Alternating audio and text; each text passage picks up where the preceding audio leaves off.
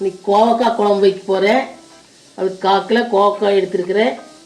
இதெல்லாம் கழுவி கட் பண்ணிக்கலாம். அதுக்கு தேவையான பொருள் பார்த்தீங்கன்னா ஒரு 10 சின்ன வெங்காயம், 4-5 பூண்டு, 2 ஸ்பூன் கொத்தமல்லி தூள், 1 ஸ்பூன் மஞ்சத்தூள், கொஞ்சம் கருவேப்பிலை, 4-5 வரமிளகா, 1/4 மூடி தேங்காய். இதெல்லாம் போட்டு பச்சையை அரைச்சிக்கலாம். பச்சையை அரைச்சிட்டு எப்படி தாளிக்கன்னு காமிக்கிறேன்.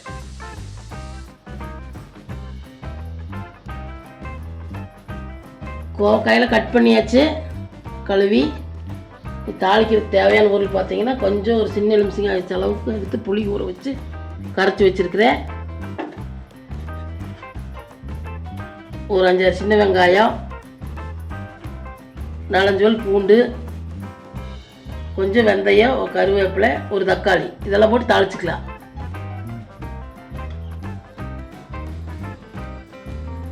அடுப்பு வச்சு வடைச்சட்டி வச்சுக்கோங்க.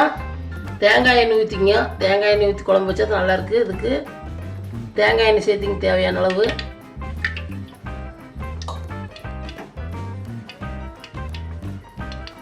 எண்ணெய் காயிட்டு வெந்தயத்தை சேர்த்துட்டு எண்ணெய் காஞ்சிடுச்சு. வெந்தயம் நல்லா பொரிட்டு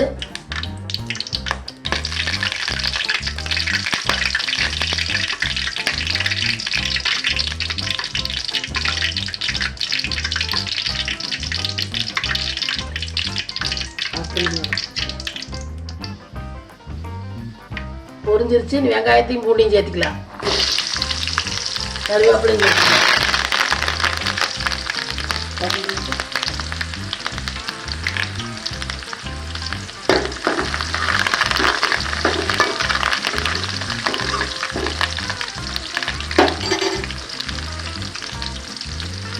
கொஞ்சம் வெங்காயம் வதங்கிட்டு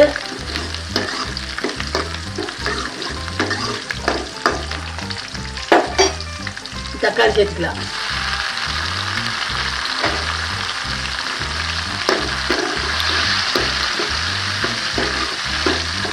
தக்காளி நல்லா வதங்கிட்டு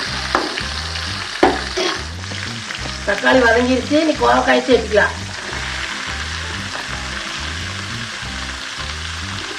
கோவக்காய் சேர்த்து இது எண்ணெயிலே நல்லா வதங்கிட்டு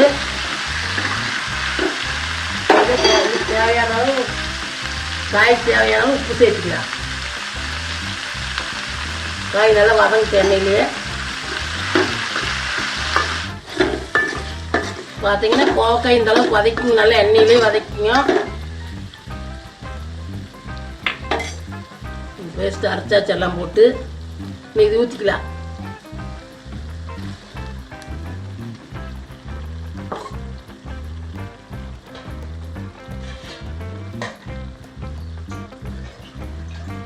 தேவையான அளவு தண்ணி ஊற்றிக்கலாம்.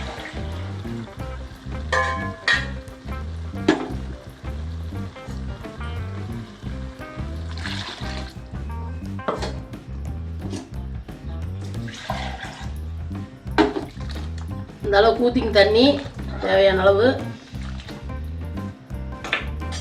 நல்லா கொதிக்கிட்டு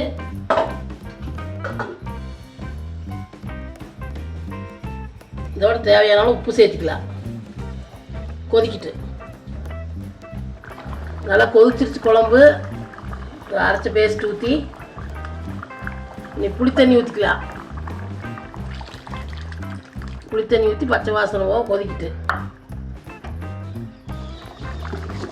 புளி ஊற்றி இந்த அளவு கொதிச்சிருச்சு. பச்சை வாசனை போவோம். நீ கொஞ்சம் தேங்காய் எண்ணெய் ஊற்றி தாளிச்சுக்கலாம். இந்த அடுப்பில் தேங்காய் எண்ணெய் ஊற்றி தாளிச்சு கொட்டிக்கலாம். எண்ணெய் காயிட்டு கொஞ்சமாக வெந்தயம் போட்டுக்கலாம். ஒரு 4 வெந்தயம்.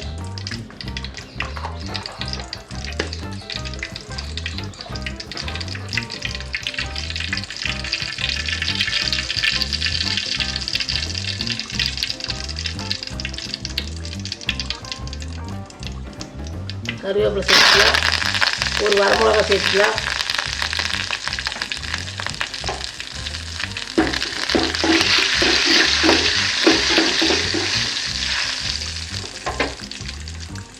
எடுத்து இதில் கொட்டிடலாம்.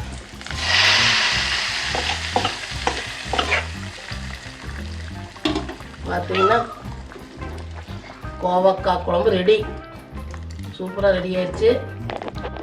மீன் குழம்பு சாப்பிட்ற மாதிரியே இருக்குது. இது மாதிரி சாப்பிட்டு பாருங்க. இது இட்லி, தோசை, சாப்பாடு எல்லாமே சாப்பிட்லாம். நீங்களும் இந்த அளவு ஓட்டு செஞ்சு பாருங்க உங்கள் வீட்டில். செஞ்சு பார்த்துட்டு வீடியோ பிடிச்சிருந்தா லைக் பண்ணி, ஷேர் பண்ணி, சப்ஸ்கிரைப் பண்ணி.